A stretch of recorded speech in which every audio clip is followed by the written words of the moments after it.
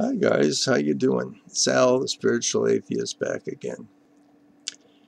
Oh, it's now way past midnight. I wanted to get this done before midnight. As a matter of fact, this has got to be the 6th or 7th or 8th take. I keep stumbling over my words and forgetting what I'm saying. Maybe this time we'll get through, or maybe I'll just say, screw it, you'll take it as it is. So start off with, why was it so important for me to get the thing done on the 19th of August? It's because that is the anniversary of the death of Caesar Augustus, and I wanted to talk about that while it was really, really relevant. Of course, there is some doubt as to the exact date because of calendar changes and things like this. And so we can say that, and I will because I need the space, we'll say this week we'll celebrate the 2,000 years since the death of Caesar Augustus. And that, to my mind, is remarkable. Here's a man that basically changed civilization as we know it. Actually didn't so much as changed it, but really, really established it. Until Augustus, there was a real possibility that so-called Middle Eastern, or even what was then Far Eastern, thought would take over the civilization of Rome. Antony and Cleopatra were living gods in their in their society, which they wanted to impose upon Rome. It would have been, a potentate type of existence. And I don't know what the effect would have been upon the whole development of Western civilization, but it would certainly be more Eastern oriented than it is today. And there certainly wouldn't be, or doubtful that there would be many of the institutions that came up and out of Rome that still exist today. So, Augustus is cool. And Augustus, I think I admire him most for the way he died. Really powerful people tend not to die that well. Augustus is an exception. He's in a room, death room, on his bed. His wife is there. His what we would call cabinet ministers, close friends. The room is pretty crowded because the doctors have announced that time is running out. Augustus looked at them and said, in this play of life, did I play my part well? And his wife spoke for the crowd and says, yes, Caesar, you played your part well. And everybody, yes, Caesar, kind of murmuring in the room. And Augustus said, applause, please. The room broke into applause. Augustus died, with a smile on his face, I think.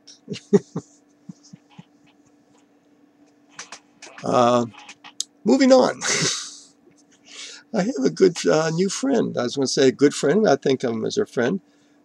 He uses the YouTube name Acyberguy, and he's very, very interesting. And I'm going to put his page down, and you might see dumb atheist hats and things on some of his thumbnail things, but don't jump the gun. He's a bit of a comedian as well, and I think very concerned about the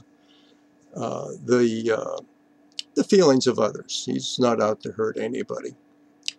And well, I like him. I'm putting the URL to his page will be in the description box, which I refuse to point to. It gets moved, and I think that's just too cute to be. Oh yes, read down here. No, don't do that. But there will be a description box, and it will go in there.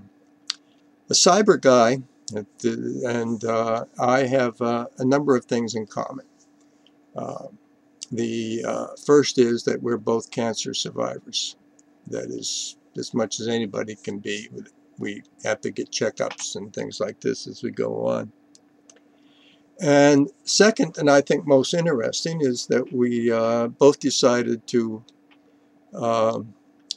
publicly go through from our diagnosis to our cure on video, with YouTube videos. And I think that is sort of unique. I simply don't know that that's ever been done before. But in any case, we did it, and sort of did it together. I subscribed to his channel and followed his progress with interest and compassion. And I developed a taste for his humor and his humility. By the way, humility is an interesting word because it comes from the earth. It's to touch the earth, to kiss the earth if you want. Interesting. Acyberguy and I think also value rationality and understand that reasonable people can differ. We can differ, but no, we don't have to be difficult about it. And so I'm going to start off this conversation talking about our cancer thing and what was going on with the people around us. I don't really at this point want to talk about the existence or non-existence of a deity, but I will at some point, because I think there's some very interesting points to be made. But what interests me right now, for this discussion, for this conversation, I am granting the existence of a deity, an all-loving, all-powerful, all-knowing deity. If I do that, what I don't understand then is how prayer follows from that in any other way other than asking to be a tool or asking to be used. St. Francis prayer, make me a tool of your peace.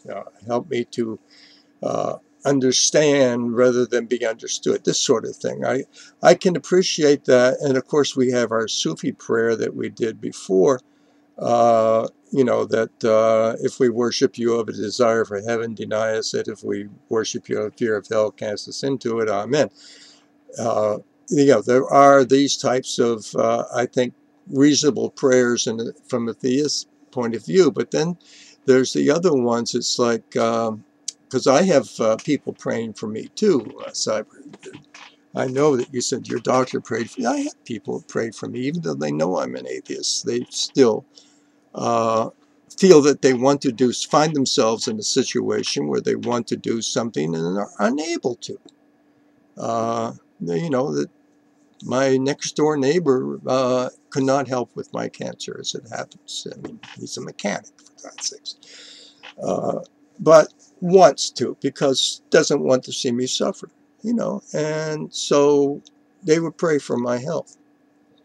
And my inner voice, which I didn't, when I would be told of this, was, okay, if it makes you feel better, because I don't like seeing people suffering when there's no good reason for it. And, that I wasn't being cute.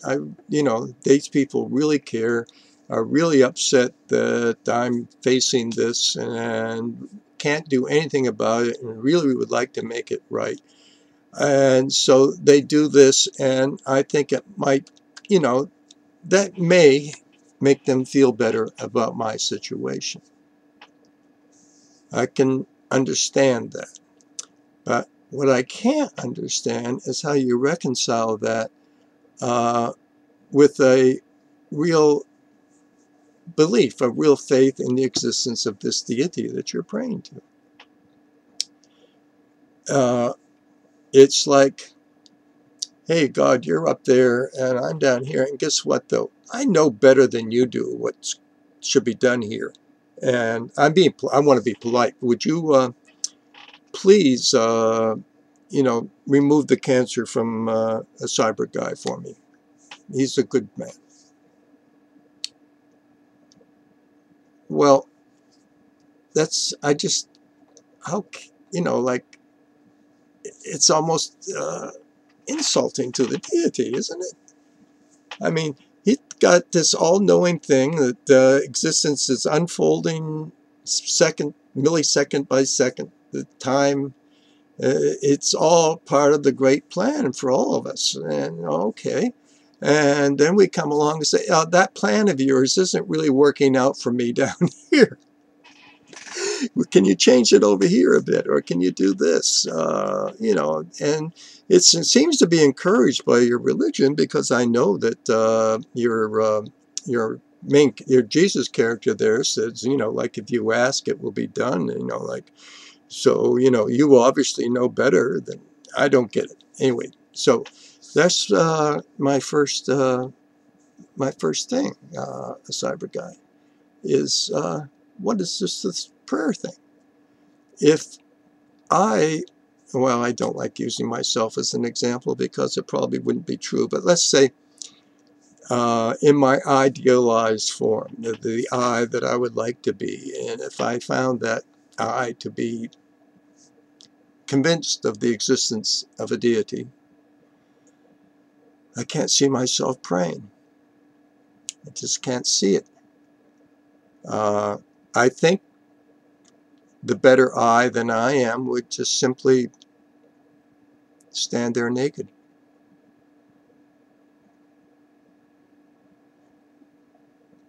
Well, guys, I think this is a good time to end this. Be kind to yourselves. I really mean that. Thanks for watching these things. That's really, really pleases me to no end.